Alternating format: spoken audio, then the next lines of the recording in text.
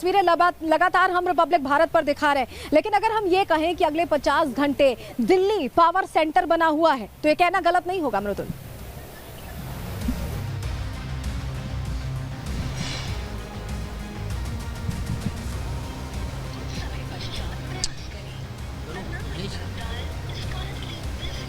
चलिए मृदुल से हम दोबारा संपर्क साधने की कोशिश करेंगे, लेकिन तस्वीरें भी हम लगातार आपको दिखा रहे हैं तमाम देशों के जहां राष्ट्राध्यक्ष पहुंच चुके हैं, तो लगातार बैठकें होंगी। और अगर हम ये कह रहे हैं कि पावर सेंटर है तो वाकई, क्योंकि तमाम देशों के जब राष्ट्राध्यक्ष पहुंचेंगे और चीन का ना पहुंचना अपने आप में बहुत बड़ा संदेश है। मृदुल हमारे साथ दोबारा जुड़ गए हैं। मृदुल, हम ये कह रहे हैं कि जिस तरह से तमाम देशों के साथ बैठक हो रही है, चीन को घेरने की रणनीति तैयार है, प्लान तैयार हो सकता है, और भारत में दिल्ली इस वक्त पावर सेंटर बना हुआ है। मृदुल, पहले आप ऑस्ट्रेलियन प्रधानमंत्री एंथनी अल्बनीज के बारे में जानकारी दे रहे थे, और जो बाइडेन के साथ जो द्विपक्षीय वार्ता चल रही है उस पर भी दुनिया की नजर बनी हुई है, क्योंकि भारत की तरफ एक तरह से अमेरिका उस दृष्टि से देख रहा है कि आने वाले समय में ऑर्डिनेंस फैक्ट्री भी यहां पर लगाई जाएगी और डिफेंस के क्षेत्र में अर्थव्यवस्था को कैसे तेजी दी जानी है, उस दिशा में बहुत महत्वपूर्ण ये दौरा रहेगा। और G20 में सिर्फ और सिर्फ अमेरिका नहीं, बाकी देशों के राष्ट्राध्यक्ष भी आएंगे। फ्रांस के साथ जो डील हुई है उस पर भी लगातार हमारी नजर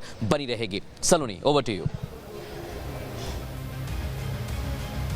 बिल्कुल मृदुल, लगातार आप जानकारी दे रहे हैं किस तरह से बैठकों का दौर चल रही है। और चलिए अब भारत मंडपम की तस्वीरें आपको दिखाते हैं, बेहद खास तस्वीरें, क्योंकि भारत मंडपम जिस तरह से सजाया गया, जब हम कह रहे हैं कि जो 10 बड़े कन्वेंशन सेंटर्स हैं उनमें भारत मंडपम भी शामिल है, 750 करोड़ की लागत से बना है। और इसकी खासियत ऐसी है कि यहाँ पर तमाम जो अरेंजमेंट्स हैं, अगर हम कहें कि डेलीगेट्स के बैठने की व्यवस्था, या अगर हम कहें कि एक तरह से तस्वीरें जो दिखा रहे हैं हम, अपने आप में ये कहानी बयां कर रही हैं कि कैसे ये जो 10 बड़े उनमें शामिल किया गया है सेंटर्स में, ये उस तरह की खासियत अपने आप में समेटे हुए, अपने आप में लिए हुए है।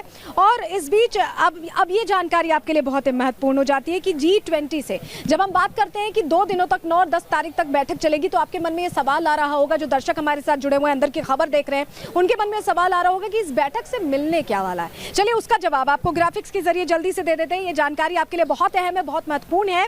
अर्थव्यवस्था को देखिए, जब हम कह रहे हैं कि इकोनॉमिकल कंडीशन बेटर होगी, अर्थव्यवस्था को मजबूती मिलेगी और बेहतर स्थिति में हम आएंगे। सप्लाई चेन, जब और देशों से और अच्छा सिंक्रोनाइजेशन होगा, अच्छी बातचीत होगी, तो सप्लाई चेन और मजबूत हो जाएगी। इसके अलावा आतंक, जो सबसे बड़ा मुद्दा है, सबसे बड़ा परेशानी का विषय तमाम देशों के लिए है, उस पर एक साझा रणनीति तैयार होगी। 20 देश जब मिलकर रणनीति तैयार करेंगे, उस पर इनेक्ट करेंगे, तो आतंक के खात्मे की ओर हम कदम बढ़ा पाएंगे।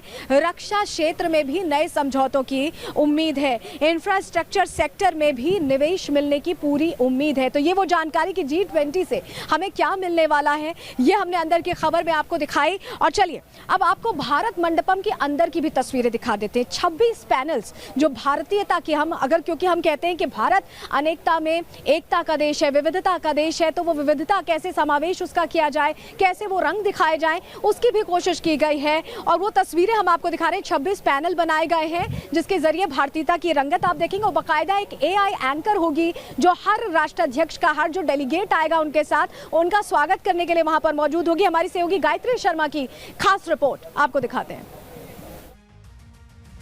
इस वक्त हम मौजूद हैं लेवल 2 पर, जहां पर G20 हॉल बनाया गया है। ये आप देख सकते हैं, इसको खास तरीके से तैयार किया गया। प्रधानमंत्री नरेंद्र मोदी का जो दृष्टिकोण है कि विश्व स्तरीय बुनियादी जो ढांचा होना चाहिए, उस दृष्टिकोण पर आधारित दरअसल ये कन्वेंशन सेंटर तैयार किया गया है। ये G20 समिट के एडजेसेंट है। ये एक लीडर्स लाउंज है।